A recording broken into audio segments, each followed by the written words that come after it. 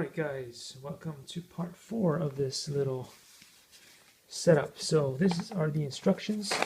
It kind of tells you what you should use when building this kit. And they say, I was pretty close, they did say something like this. They want you to have scissors, possibly a knife, and definitely a screwdriver. Anyway. They tell you what is included and what is not included in the package.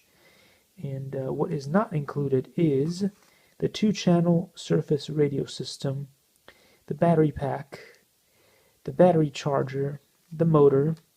They don't tell you about the motor heatsink, the tires and the wheel, the body spray paint. Wow, there's a lot, huh? There's a lot that's missing. Likey